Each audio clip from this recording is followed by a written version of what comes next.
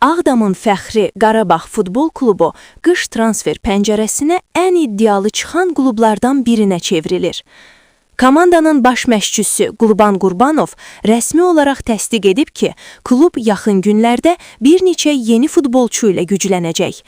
Məşhur mütəxəssis bildirib ki, heyətlə bağlı geniş miqyaslı planlar var və əsas məqsəd yalnız hücum xəttini deyil, müdafiə və yarım müdafiə də daxil olmaqla bəzi mövqelərdə keyfiyyəti artırmaqdır. Qurbanov deyir, danışıqlarımız davam edir. Çalışacağıq ki, təkcə hücum xəttinə yox, digər mövqelərə də transferlər edək. Tələblərimiz böyüyüb, ehtiyacımız çoxdur. Bizə həm keyfiyyət, həm də say olaraq futbolçu lazımdır.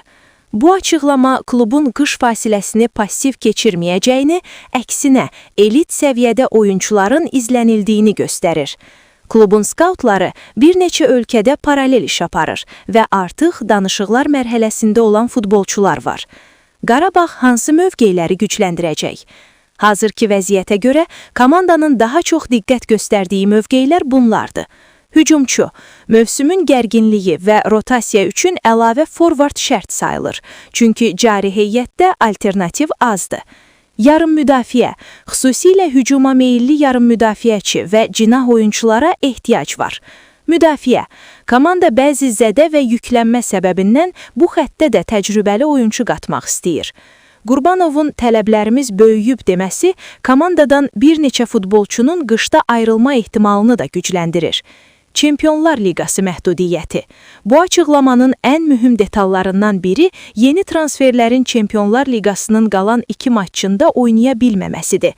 UEFA qaydalarına əsasən qış transferləri yalnız komanda növbəti mərhələyə yüksələrsə qeydiyyata düşə və oynaya bilər. Bu isə o deməkdir ki, Qarabağ qış transferlərini əsasən Premier Liqa, Azərbaycan Kuboku və Avropa yarışlarının mümkün play-off mərhələləri üçün edir. Kluba yaxın mənbələr nə deyir? İdman mediasında yayılan məlumatlara görə, klub Braziliya, Cənubi Amerika və Avropa bazarında aktivdir.